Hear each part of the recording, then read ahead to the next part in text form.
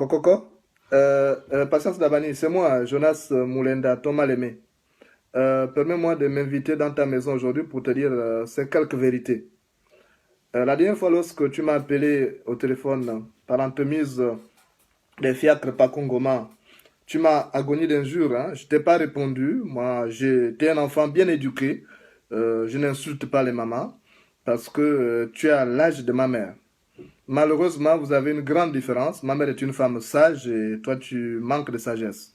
Je vais lui demander qu'elle te prête sa sagesse parce que tu en as vraiment énormément besoin. J'ai lu sur Internet que la mairie de Port-Gentil va te reverser une somme de 300 millions de francs CFA au motif que le terrain sur lequel a été bâti un marché, c'est ton terrain. Je suis étonné parce que ma mémoire me rappelle que lorsque le père Paul Mbabessol était ministre de l'Agriculture, ce terrain était bel et bien la propriété du ministère de l'Agriculture. Alors, je ne sais pas à quel moment tu as pu l'acquérir. Je voudrais quand même que tu nous montres les documents en bonne et due forme parce que le Gabon n'est pas la propriété de ta famille. Il faut que tu comprennes ça. Le Gabon, c'est notre pays à nous tous et il faut que tu fasses extrêmement attention parce qu'il y aura nécessairement le retour du bâton. Tout le mal que tu es en train de faire au peuple gabonais aujourd'hui, je crois que tu finiras par le payer un jour. Parce que le monstre que tu as enfanté par césarienne finira tôt ou tard par quitter le pouvoir. Il ne sera pas ad vitam aeternam. Mais moi, je voulais te poser une question, la maman. Dis-moi, tout l'argent que toi tu amasses là, tu fais quoi de ça? Une fois que je suis arrivé chez toi, je t'ai trouvé en train de manger la boîte saline avec du manioc. Et tu m'as dit ces jours-là que les temps sont durs. Dis-moi, quand tu vas partir, l'argent là, c'est pour faire quoi? Les économies au paradis là-bas. Dis-moi, ton mari, quand il est parti, il t'a dit que là-bas, on a besoin d'argent pour vivre aisément. Dis-moi, quand il est parti, il avait combien dans ses poches? Mais arrête ta méchanceté. Nous, on t'aimait jusqu'à un passé récent, on a acheté tes albums et tout. Mais on se rend compte que, franchement, tu ne mérites même pas l'honneur qu'on te fait. La maman. Tu es la maman de quoi même? Réponds-moi, tu es la maman de quoi? Mais il faut que tu sois une femme sage. Aujourd'hui, le Gabon a tous les problèmes à cause de ta famille. Mais gêne-toi un peu, patience. Gêne-toi. Tu as pillé le Gabon, tu as pillé les banques au Gabon. Tout ce qui est mauvais, c'est toi. La fausse monnaie, c'est toi. Mais, et puis, ton enfant, le petit monstre politique là que tu as enfanté par césarienne, ose poursuivre l'autre personne en disant qu'ils font la fausse monnaie. Mais le premier faussaire dans la famille, la première famille des faussaires, c'est d'abord ta famille.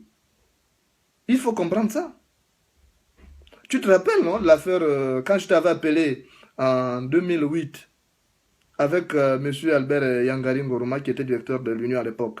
On t'avait appelé parce qu'on avait un article qu'on devait faire sur la situation d'un Congolais que tu avais recruté là pour te faire la fausse monnaie et qui ne t'a pas livré les faux billets à temps et que tu as fait violer par les bérets rouges. Mais arrête ta méchanceté. Tu te rappelles ce que tu m'avais répondu au téléphone? Tu m'as dit tu prends la part des Congolais, écris ce que tu veux écrire. Mais dis-moi, tu penses que ton arrogance là, tu vas faire ça toujours et que ça ne va pas prendre fin? Mais ça prendra fin. Si tu étais sage, si tu avais vraiment grandi à Kenya là-bas, où je sais qu'il y a beaucoup de sages, tu aurais appris que quand l'eau monte, les poissons mangent les fourmis. Et quand l'eau baisse, les fourmis mangent les poissons. Malheureusement, tu manques de sagesse. Je vais demander à ma mère de te prêter sa sagesse. Parce que une femme de ta trempe, tu devais servir de conseiller maintenant aux nouvelles générations actuelles. Tu devais même conseiller ton monstre qui est en train de gaspiller le pays aujourd'hui. Parce qu'il manque de sagesse comme toi-même. Comment comprendre tous ces désordres-là, tous ces micmacs qui sont en train d'organiser? Tu es là, tu ne dis rien. Je t'ai vu avec une tenue de l'UFPDG. Mais tu sers à quoi au PDG? Parce que justement, tu veux toujours continuer à amasser de l'argent. Tu fais quoi de cet argent que tu amasses? Edith Lucie Bongo, que Dieu ait son âme, a pu réaliser des choses. Elle a laissé une fondation, Horizon Nouveau, que tout le monde connaît. Elle a laissé des immeubles, tout le monde connaît. Mais dis-moi, toi, tu as laissé quoi? Qu'est-ce que tu vas laisser à tes générations? On se souviendra de toi à partir de quoi? De tes chansons, là. C'est tout. Mais ce que tu fais à tes chansons, ça te rapporte l'argent à toi. À quel moment tu as même organisé un concert, ne serait-ce qu'en faveur des enfants abandonnés? Il y a un enfant qui s'est suicidé à Minzik en début de semaine. Parce qu'il était orphelin, il souffrait. Mais toi, Patience Dabani, qu'est-ce qui t'empêche d'ouvrir une fondation pour garder des enfants comme ça qui n'ont plus de parents, qui souffrent? Tu as suffisamment amassé d'argent. C'est toi qui as pillé la banque.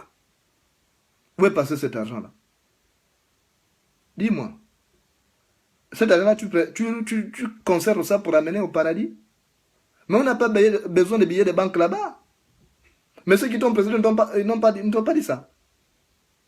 Demande aux vieux qui sont là-bas à Kenya, ils vont te dire qu'on n'a pas besoin d'argent au paradis. Là-bas, tout le monde est au même stade. Il n'y a pas de société stratifiée comme ici, là, où tu nargues les gens. Tu nargues les gens parce que tu es la mère du président, par défaut. Mais, maman, sache que ça va finir bientôt. Vous avez suffisamment écrasé le peuple gabonais. Moi, quand tu m'as insulté, tu as vu que je suis bien éduqué, je ne t'ai pas répondu. J'aurais pu te répondre. J'aurais pu te ramasser. Toi, tu vas m'amener où? Toi, tu veux m'amener où? En dehors d'envoyer les militaires comme tu l'as fait la fois dernière pour pouvoir me faire assassiner. Tu veux m'amener où? Je peux te ramasser correctement. Mais moi, je suis un enfant bien éduqué. Mais je suis outré par ce que tu fais pour mon pays. Moi, j'aime bien ce pays. Je suis choqué, même aujourd'hui, de vivre loin de ce pays. Parce que j'estime que s'il y a des vrais gens qui peuvent constituer l'avenir du Gabon, j'en fais partie. Et ça, tu le sais. Je n'entre pas dans tes magouilles, dans les magouilles de ton fils. Entre-temps, je voudrais quand même que tu lèves des ambiguïtés au sein de ta famille. Dis-moi, c'est quand là le test ADN? Moi, je peux te prendre rendez-vous ici avec les médecins. Que tu ne fasses le test ADN. Parce que ton monstre politique que tu as engendré là, je te dis sincèrement, il ne va pas se présenter en 2016 s'il ne fait pas de test ADN, s'il ne nous prouve pas son acte de naissance. Dis-moi, tu as adopté un enfant? Ou tu as mis un enfant au monde et tu n'as pas pu faire l'acte de naissance? Qu'est-ce qui s'est passé? Explique-nous ce qui s'est passé. Tu pensais quoi? Que Omar Bongo serait là éternellement pour protéger, pour intervenir? Pour un enfant sans papier? Mais c'est fini cette époque. Donc, moi je t'ai appelé, je ne t'ai pas appelé, je viens par vidéo chez toi, je m'invite par chez toi parce que tu ne m'aurais pas reçu. Si j'étais venu là-bas, si j'étais même à Libreville que j'étais venu, tu aurais demandé à tes esclaves qui te servent d'aide-camp de me chasser ou de me tuer, puisque tu as l'habitude de le faire. Certains de tes aides-camps servent à ça. C'est pas tous, parce qu'il y a aussi des gens qui sont bien à l'intérieur. La preuve, c'est que lorsque ça va mal, c'est souvent les mêmes là qui dénoncent tes actes de barbarie. Donc, je voudrais tirer chapeau à cela et te dire à toi, Joséphine Kama, de changer. De parler aussi à ton frère, Assélé, de changer. Parce que la même chose que toi tu fais, c'est ce que ton frère Assélé fait.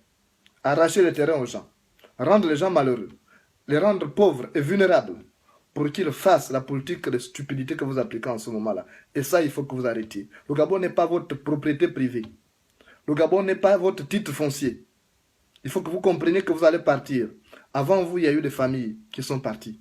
Et après vous, il y aura d'autres familles qui seront là. Donc arrêtez le mal que vous faites. Parce que vous rendez un mauvais service au pays. Vous rendez un mauvais service à vos descendants. Parce que ceux qui auront la malédiction de porter le nom de votre famille, ça va être un peu difficile dans le Gabon de demain. Le Gabon de demain qui sera dirigé par des gens, par des patriotes comme nous, ça va être un peu difficile. Parce que ils pourront payer un lourd tribut, le lourd tribut que vous laissez aujourd'hui. Parce que franchement, votre nom et le nom de votre famille, c'est l'incarnation du mal. Et vraiment, c'est du gâchis. 47 ans durant,